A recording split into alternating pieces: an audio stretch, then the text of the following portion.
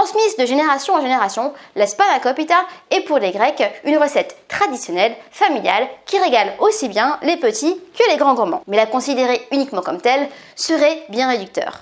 La spanakopita, c'est aussi, en effet, une délicieuse tourte aux épinards, fondante, croustillante et réconfortante que vous apprécierez en de maintes occasions. Entrée, mésée, plat principal, snack, repas de bureau, elle deviendra très vite votre inséparable compagnon de voyage et de table. Yassas, ici Angélique et je vous souhaite la bienvenue sur Cuisine à la grecque, la chaîne qui vous apprendra à cuisiner grec étape par étape. Si le sujet vous intéresse, je compte sur vous pour vous abonner à la chaîne et pour la partager avec vos amis, ils vous en remercieront. Spanaki en grec ça veut dire épinard et pita ça veut dire la tarte. Spanaki, pita, spanakopita, ça veut donc dire tarte aux épinards. Ces origines sont difficiles à remonter, mais comme on sait que les Grecs mangeaient déjà depuis l'Antiquité des tartes salées et que les épinards étaient présents dans leur assiette depuis l'Empire byzantin, il y a fort à parier que ce plat a déjà plusieurs siècles devant lui. La version que nous allons découvrir aujourd'hui est une version plus gourmande puisqu'elle possède des épinards et de la feta. Mais il faut savoir qu'il existe aussi une version sans fromage. La pâte utilisée pour la spanakopita, c'est la pâte philo. Mais comme c'est une pâte qui n'est pas toujours évidente à trouver dans le commerce, nous allons découvrir aujourd'hui une version avec une pâte philo maison. Et maintenant que vous mourrez d'envie d'essayer cette nouvelle recette, passons sans plus tarder à la liste des ingrédients, ou pâmé comme on dit en grec. Pour faire la pâte philo de la spanakopita, il nous faudra 600 g de farine, 330 g d'eau gazeuse, une cuillère à soupe de sucre, 150 g de beurre pour l'intérieur de la pâte, 50 g de beurre que l'on va utiliser pour badigeonner la pâte, du sel et du poivre. Pour faire la farce de la spanakopita, il nous faudra 500 g d'épinards frais. Vous inquiétez pas, ça paraît beaucoup comme ça, mais ça va réduire. Un poireau, un oignon, de la menthe fraîche. Ici, il y a environ un demi-bouquet, mais si vous n'avez pas de menthe fraîche, vous pouvez aussi mettre de la menthe séchée, environ 2 cuillères à soupe. 2 cuillères à soupe d'aneth séchée. Si vous avez de l'aneth fraîche aussi, vous pouvez en mettre un demi-bouquet. 200 g de feta, 3 cuillères à soupe d'huile d'olive, 2 œufs, du sel et du poivre. On va commencer par mélanger tous les ingrédients nécessaires à la pâte, sauf le beurre. Je verse la farine, l'eau, le sucre, le sel et un peu de poivre. Je mélange le tout pendant 5 à 10 minutes, le temps que la pâte devienne homogène. Je passe à l'attaque à la main. La pâte est à présent bien homogène et bien souple. On va l'emballer dans du film alimentaire et on va la laisser reposer au frigo pendant 20 à 30 minutes avant de passer à l'étape suivante. Les 30 minutes sont passées et on va maintenant démarrer le feuilletage de la pâte philo. Pour ce faire, j'ai ressorti ma pâte du frigo et je vais maintenant l'étaler. J'étale un peu de farine sur mon plan de travail afin que ce dernier ne colle pas. Je l'étale légèrement avec les mains afin qu'il se répande partout.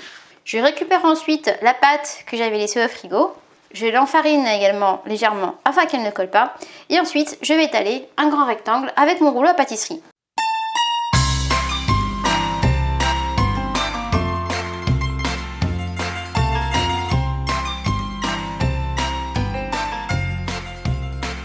J'égalise les bords légèrement avec un couteau. Je vais à présent étaler mon beurre sur mon rectangle. Attention, il faut que le beurre soit à température ambiante. On peut d'ailleurs voir que si j'appuie dessus avec mon doigt, le beurre s'enfonce. Alors moi je fais ça à l'ancienne, j'étale avec les doigts. Assurez-vous que la couche soit uniforme. Je ne vous cache pas que la quantité de beurre est assez généreuse, mais c'est ce qu'il faut pour avoir une bonne pâte philo. Une fois que vous avez bien étalé votre beurre sur votre pâte philo, on va la couper en 16 morceaux. Et on va superposer ces 16 morceaux les uns sur les autres et c'est ça qui va constituer le feuilletage de la pâte.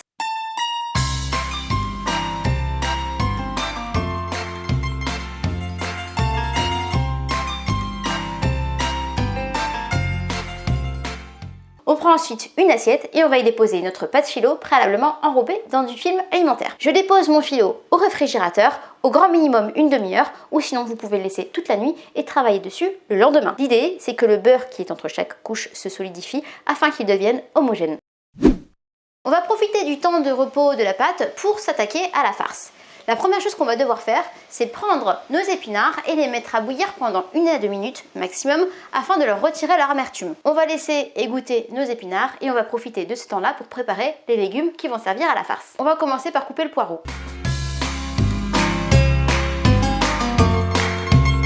On réserve et on passe à l'oignon. On réserve également et on émince les feuilles d'oignon. Dans une poêle, je verse l'huile d'olive, je l'étale de façon uniforme. J'y ajoute le poireau et l'oignon que j'avais réservé. Étant donné qu'on va ensuite rajouter la feta qui est déjà un fromage assez salé, on va pas rajouter de sel. On a déjà des bonnes odeurs qui commencent à sortir de la poêle. C'est plutôt bon signe. Le mélange est prêt lorsqu'il a réduit et qu'il commence à prendre une belle couleur dorée. J'éteins mon feu, je réserve et nous allons pouvoir passer à la confection de la farce. Dans un bol, je mélange tous les ingrédients qui vont composer la farce. Les épinards, les poireaux et les oignons. Je mélange légèrement. La nette, la menthe fraîche, encore un petit peu de poivre. Je rajoute ensuite la feta émiettée et enfin les 2 œufs. Je mélange tout afin d'obtenir une consistance homogène. J'ai sorti la pâte philo du frigo et on va maintenant pouvoir l'étaler. Je mets un peu de farine sur mon plan de travail et j'étale ma première moitié de pâte. Il faut que votre pâte ait la taille de votre plat avec quelques centimètres en plus parce qu'il faut que les bords dépassent. Je prends ensuite un plat dans lequel je mets du papier sulfurisé préalablement beurré. Le mien fait environ 25 par 35 cm. Et je vais y placer ma feuille à l'intérieur. Il va falloir y aller délicatement. On essaye d'uniformiser le tout. Une fois que la première feuille est disposée au fond, on va faire la même chose avec la feuille qui va aller au-dessus. On va l'étaler. On met ensuite la pâte de côté. On reprend le plat avec la feuille du bas et on y rajoute la farce. On étale le tout. On recouvre avec la feuille du dessus. On scelle les bords tout autour et enfin, on va pré-couper la tarte. Dernière étape, on va prendre les 50 g de beurre qu'on avait gardé sur le côté et on va l'étaler sur la pâte. C'est ce qui va permettre à la pâte de dorer. Et maintenant, il ne reste plus qu'à enfourner pendant 50 minutes à 190 degrés. Après 50 minutes de cuisson, la spanakopita est enfin prête et on va pouvoir la sortir du four. Je vous conseille de laisser tiédir votre spanakopita pendant quelques instants avant de la découper. Ça permettra aux morceaux d'avoir une meilleure tenue. Ça sent tellement bon. On a des odeurs d'aneth et de menthe qui s'en dégagent. Il est à présent l'heure de goûter à notre production, le moment que je préfère. C'est parti, je vous montre un petit peu à quoi ça ressemble à l'intérieur. On peut voir la farce.